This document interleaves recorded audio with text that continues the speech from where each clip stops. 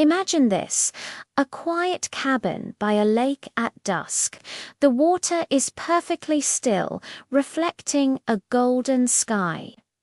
A woman, Eliza, stands on the dock, looking out at the horizon. She's searching for an escape, not just from the day, but from a past that haunts her. Suddenly, a car door slams behind her. She jumps. A voice calls her name, and she forces a smile. This is the beginning of her new life. Or so she thinks. Inside the cozy cabin, Eliza and her new partner Adrian unpack his charming, successful, and promises her a future free from her past troubles. "This place will be good for us," he says, his hands on her shoulders. "No more past, just future." Eliza wants to believe him. She really does. But even in this perfect moment, a small seed of doubt takes root. Days later, explores the local town. The people are friendly, welcoming. For the first time in a long time, she starts to feel a flicker of safety. She's chatting with Maya, a warm shop owner, when Adrian appears out of nowhere. His hand finds her lower back. It's a light touch, but it feels heavy, possessive.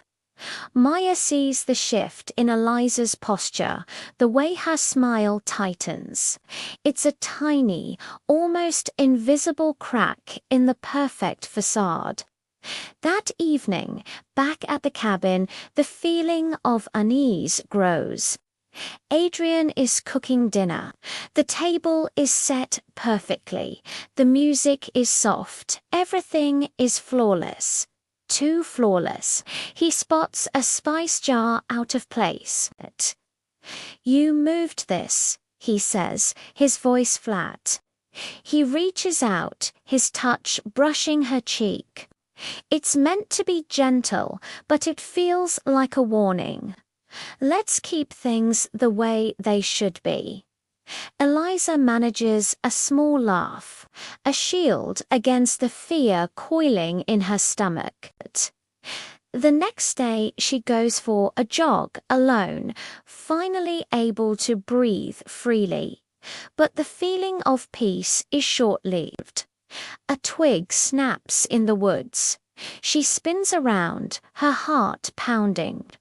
There's no one there, but the feeling of being watched is undeniable. The forest, which just moments ago felt like a sanctuary, now feels like a cage. That night, she wakes up to a chilling discovery. Things in the cabin have been moved, not just the spice jar.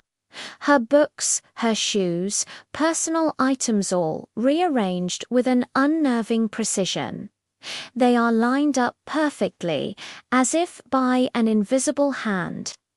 She whispers Adrian's name into the darkness, but the cabin remains silent, amplifying her growing terror. The control isn't just about a spice jar. It's about her entire existence. Desperate for answers, Eliza starts searching the cabin. Her search leads her to the basement, where she finds a locked chest. Prying it open, her world shatters. Inside are files, photographs of her, and detailed notes about her daily habits, her routines, her likes and dislikes. These notes go back months, long before she and Adrian ever met. Their meeting wasn't a coincidence. It was a meticulously planned operation. He didn't just find her, he hunted her. Later that evening, Adrian comes home, that same warm smile on his face. Eliza struggles to keep her panic hidden. "You said you found me by coincidence," she says, her voice barely a whisper. He strokes her hair, his touch now feeling like a spider's web. Coincidence? Fate? Does it matter? His words are smooth, but when she instinctively pulls away, his eyes darken. The mask has slipped. She has seen the real Adrian. That night, a storm breaks, mirroring the tempest inside her. As wind and rain lash against the cabin, Eliza packs a small bag in silence, tears streaming down her face.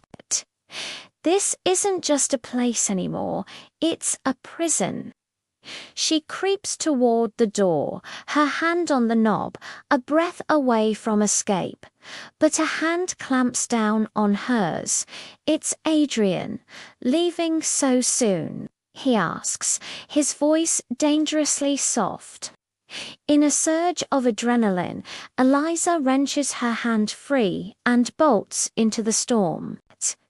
She runs blindly through the forest, the rain blurring her vision, branches tearing at her clothes.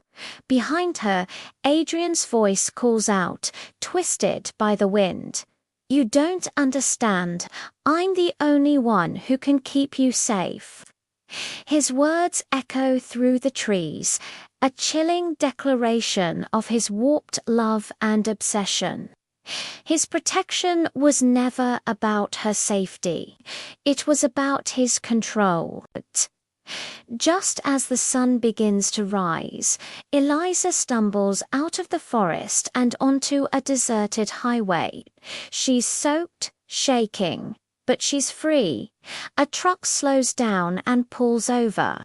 The driver is Maya, the kind shop owner from the market. Seeing Eliza's state, Maya rushes to her, wrapping her in a hug as Eliza finally collapses. The weight of her ordeal crashing down on her. Weeks later, the scene is transformed. Eliza sits with a counselor in a safe, sunlit room. She looks out the window, and for the first time, the sunlight on her face doesn't bring fear, but a sense of peace, freedom. In the distance, by the lake that was once her prison, police escort Adrian into custody. His face is cold, defeated. He watches her, but this time Eliza doesn't look away. She stands tall, strong, the calm water behind her no longer a symbol of her isolation, but of her newfound peace. Her story is a powerful reminder that control is not love, and that true safety lies in freedom. It's a reminder that even after the darkest storm, the sun will rise again. If you or someone you know is in a situation like this, please know that you are not alone and help is available. We'll leave resources in the description below. Thank you for watching. Don't forget to like and subscribe for more stories that matter.